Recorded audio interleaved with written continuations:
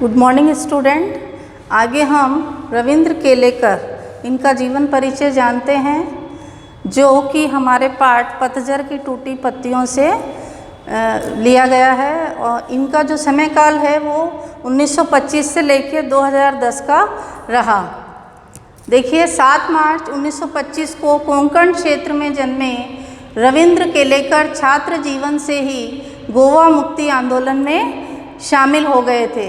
गांधीवादी चिंतक के रूप में विख्यात केलेकर ने अपने लेखन में जनजीवन के विविध पक्षों, मान्यताओं और व्यक्तिगत विचारों को देश और समाज के परिप्रेक्ष्य में प्रस्तुत किया।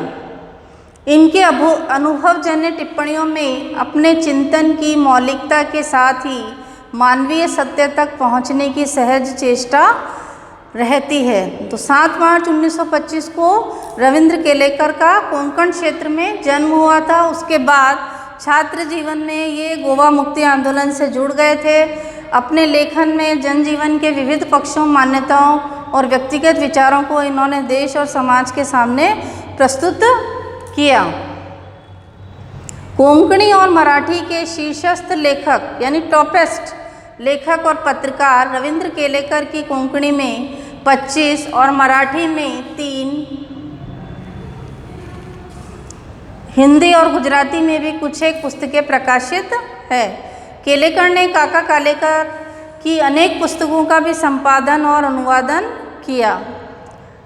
गोवा कला अकादमी के साहित्य पुरस्कार सहित कई पुरस्कारों से सम्मानित केलेकर की जो प्रमुख कृतियाँ थी वो हैं कोंकणी में उजवा ढाचे सूर, समीदा, सांगली, ओथांबे, मराठी में कोंकणीचे राजकारण, जापान जैसा दिसला और हिंदी में पतझर में टूटी पत्तियाँ। तो हमारे जो पुस्तक है पाठ्यक्रम में पतझर में टूटी पत्तियों का हम अध्ययन करेंगे।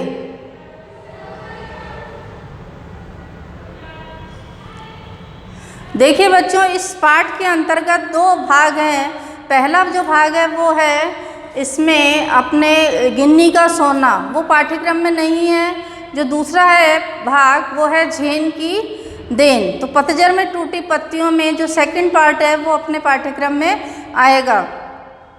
आगे देखिए, झेन की देन में इस पाठ में लेखक क्या बताना चाह रहे हैं। जापान में मैंने अपने एक मित्र से पूछा कि यहाँ के लोगों को कौन कौन सी बीमारियाँ अधिक होती है। तो लेखक अपने बारे में बता रहे हैं कि जापान जब वो गए थे तो जापान में उन्होंने अपने एक मित्र से पूछा कि यहाँ पर लोगों को कौन सी बीमारियाँ अधिक होती है। मानसिक। तो उन्होंने क्या कहा कि मानसिक। जवाब दिया, यहाँ के 80% लोग मनोरुग्ण हैं, यानी वो मन से बीमार है। इसकी क्या वजह है, यानी दिमागी रूप से उनको कोई ना कोई बीमारी है, शांति नहीं है।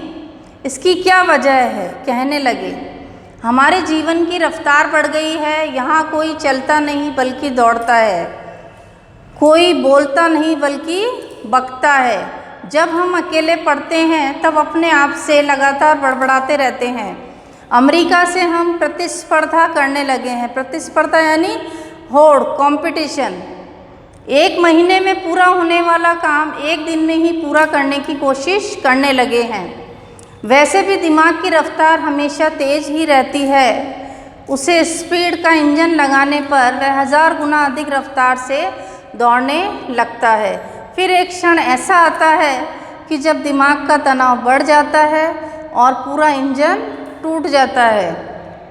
यही कारण है जिससे मानसिक रोग यहाँ बढ़ गए हैं। तो यहाँ पर लेखक इस पैराग्राफ के माध्यम से बता रहे हैं कि यहाँ के लोगों का जीवन जो है, यहाँ के लोगों की जो जीवनचर्या है वो बड़ी व्यस्ततम है। उनको किसी न किसी रूप से प्रतिस्पर्धा एक दूसरे से रहती है। यहाँ तक कि अमेरिका से भी वो एक तरह से होड़ लगाकर बैठे हैं, कंपटीशन लगाकर बैठे हैं। प्रतिस्पर्धा में वो सबसे आगे आना चाहते हैं जापान के लोग। तो उन्होंने कहा कि दिमाग की रफ्तार हमेशा तेज़ ही रहती है, उससे स्पीड कहते हैं, और इसका इंजन लगाने पर वह 1000 गुना अधिक रफ्तार से तेज़ दौड़ने लगता है। कि जिस प्रकार से हम जैसे जैसे कोशिश करते हैं किसी काम को करने की और आगे बढ़ते जाते हैं, उसमें हम अपने आप को भी नहीं देखते हैं और एक तरह से उस काम में इतना हम तल्लीन हो जाते हैं कि वो जो हमारी मानसिक शांति है वो एक तरह से बिल्कुल अव्यवस्थित रूप में हो जाती है और हमारे मानसिक रोग भी फिर बढ़ जाते हैं। शाम को उन्होंने, मित्र ने कहा कि शाम को वह मुझे एक टी सेरेमनी में ले गए। जो जापान में उनके मित्र थे वो उनको कहाँ ले गए? टी सेरेमनी में। चाय पीने की यह एक विधि है जिसे जापानी में चा नो यू कहते हैं। जापान में एक ऐसी जगह है जिसका नाम क्या है? T ceremony. और वहाँ पर लोग जाते हैं अपनी मानसिक शांति को पाने के लिए, जिसे चानो यू कहते हैं। चाय पीने की एक विधि है वहाँ पर, और वहाँ पर कुछ आदमियों को ही प्रवेश दिया जाता है जिसे चानो यू कहते हैं। अब देखिए लेखक क्या कह रहे हैं कि जब उनके मित्र उनको वहाँ पर शाम को टी सेरेमनी के अंतर्गत के वहाँ ले गए तो उन्होंने क्या देखा? वह एक 6 मंजिली इमारत थी जिसकी छत पर दफ्ती की दीवारों वाली और तातामी यानी चटाई की ज़मीन वाली एक सुंदर पर्ण कुटी बनी थी।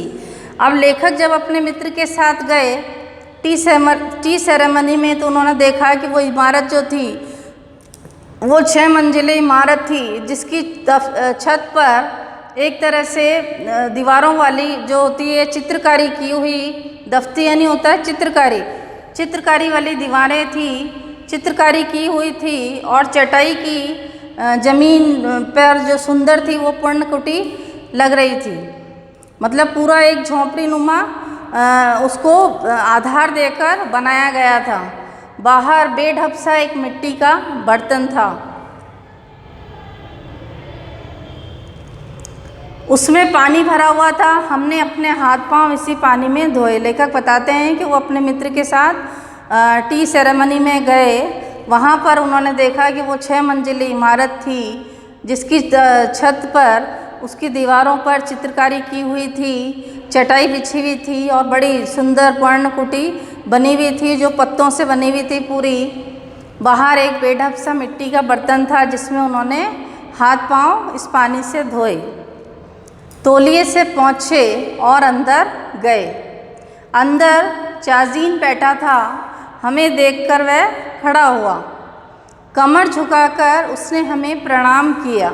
वहाँ पर जो उनको व्यक्ति मिला उसका क्या नाम था? चाजीन। हमें देखकर वह खड़ा हो गया, कमर झुकाकर उसने प्रणाम किया। दोझो, उन्होंने उस चाजीन ने स्वागत किया उसका दोझो कहकर अपनी भाषा में कि आइए तशरीफ़ लाइए। जापानी भाषा में उसने कहा, कहकर स्वागत किया। बैठने की जगह हमें दिखाई, अंगीठी सुलगाई। अंगीठी यानी होती है जो छोटी सिकड़ी होती है उसे अंगीठी कहते हैं, और उस पर चायदानी रखी। वहाँ पर बच्चों इतनी शांति थी कि बगल के कमरे में जाकर वह कुछ बर्तन ले आया। तौलिए से उसने बर्तन साफ किए। सभी क्रियाएं जो काम कर रहा था चाजीन, वो इतनी गरिमापूर्ण ढंग से, इतने तरकीब से और इतना अनुशासन में, इतना गरिमा बनाकर कर रहा था कि उसकी हर भंगिमा से, उसकी जो हर क्रिया प्रतिक्रिया थी उससे लगता था कि मानो जय जयवंती के सुर गूंज रहे हों, कि किसी न किसी रूप में वो जयकार कर रहा हो। वहाँ का वातावरण इतना शांत था कि चायदानी के पानी का खदबदाना भी उसको सुनाई दे रहा था। तो लेखक यहाँ पर बता रहे हैं कि वो अपने मित्र के साथ टी सेरेमनी में गए। वहाँ पर उन्होंने देखा कि जो व्यक्ति था चाजीन, उसने उनका अभिवादन किया, स्वागत किया। आइए तशरीफ़ लाइए, दोझो यानी आइए तशरीफ़ लाइए। फिर बैठने की जगह बताई, अंगीठी सुलगाई और चाय बनाना शुरू किया।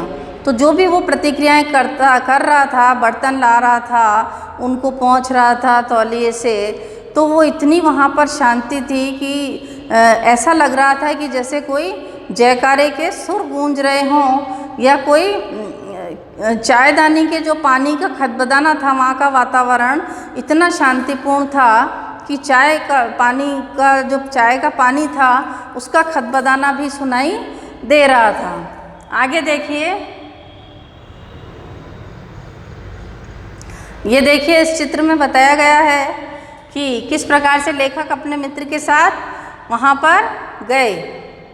अब आगे देखो बच्चों, चाय तैयार हुई, उसने वह प्यालों में भरी। किसने भरी?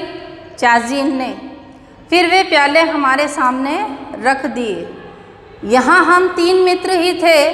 इस विधि में शांति मुख्य बात होती थी, क्योंकि सबसे पहले हमने जो पहला पैराग्राफ जो अभ्यास देखा उसमें यही था कि वहाँ के लोगों की जीवनचर्या जो है इतनी व्यस्ततम है कि वो एक दूसरे को भी समय नहीं दे पाते और उनका जीवन जो है बड़ा भाग दौड़ भरा रहता है। वो अपने जीवन की इस भाग दौड़ भरी ज़िंदगी में कुछ पल सुकून के, शांति के पाने के लिए इस जगह पर जाते हैं। टी सेरेमनी जिसको कहा जाता है, वहाँ पर कुछ निश्चित आदमियों को ही प्रवेश दिया जाता है और वहाँ इतनी शांति होती है कि वहाँ पर लोग जाकर कुछ पल अपने शांति से बिता सकें और अपने जो दिमाग है उसको शांत कर सके, मानसिक रूप से शांति उनको मिल सके।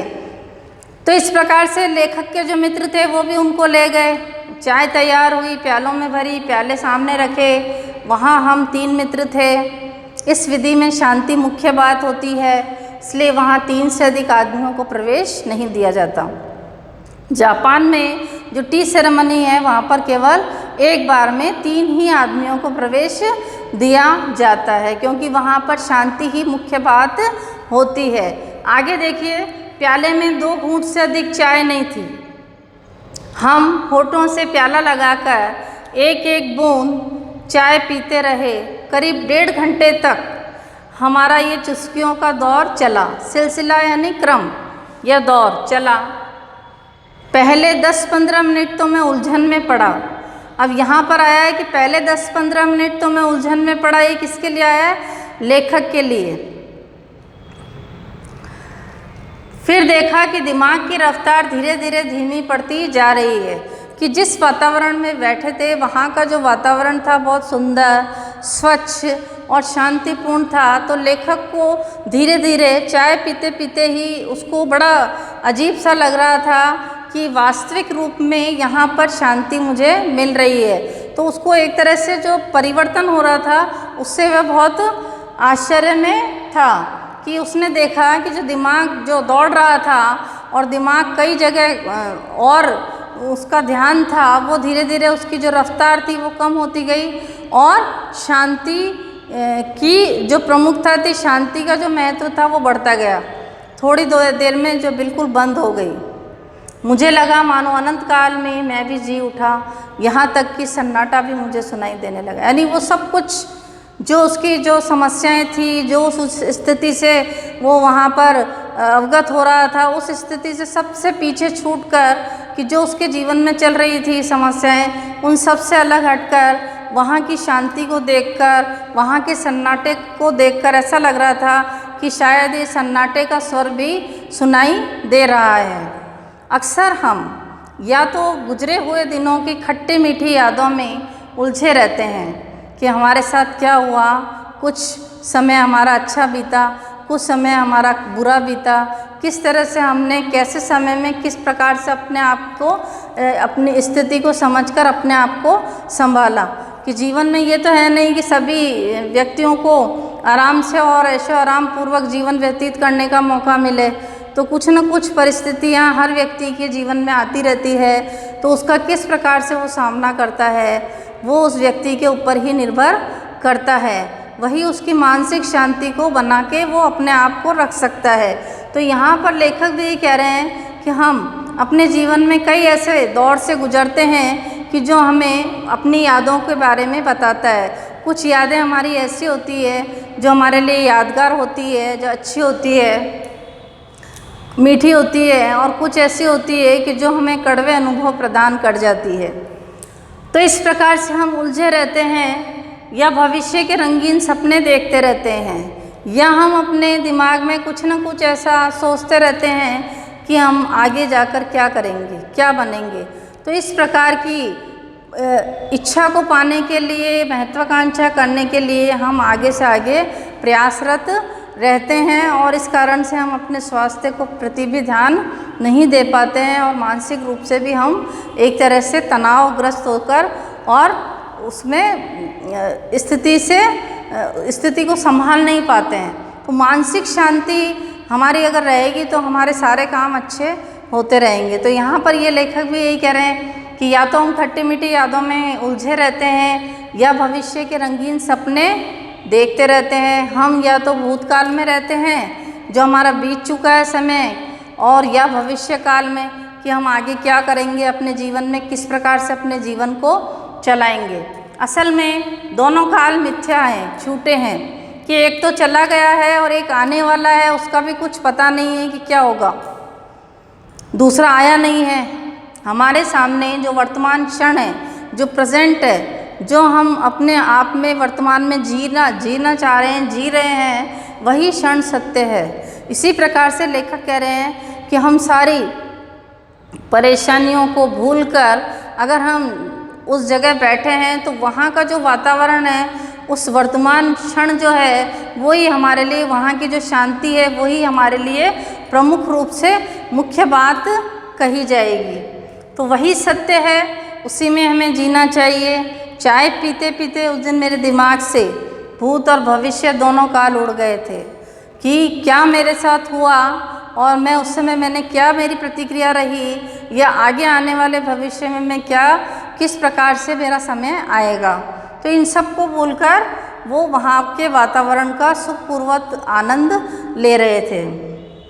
दोनों काल उड़ गए, केवल वर्तमान क्षण सामने था और वह अनंत काल जितना विस्तृत था, बहुत बड़ा था। जीना किसे कहते हैं उस दिन मालूम हुआ लेखक को वास्तविक रूप में कि जीना किसे कहते हैं। उस टी सेरेमनी में जाकर अपने दोस्तों के साथ उसको ये अनुभव हुआ कि शांति भी एक प्रमुख चीज़ होती है, और शांति मिलने पर ही हमारा जो मानसिक रूप से स्वास्थ्य है वो ठीक रहता है। शारीरिक स्वास्थ्य जो है वो उसके अलावा भी हमारा जो मानसिक रूप है उसको भी हमको अहमियत देनी चाहिए कि हमारा अगर मन अच्छा होगा, हमारा तो दिमाग अच्छा होगा, तो हम आगे से कोई भी काम कर सकेंगे। तो जीना किसे कहते हैं उस दिन मालूम हुआ।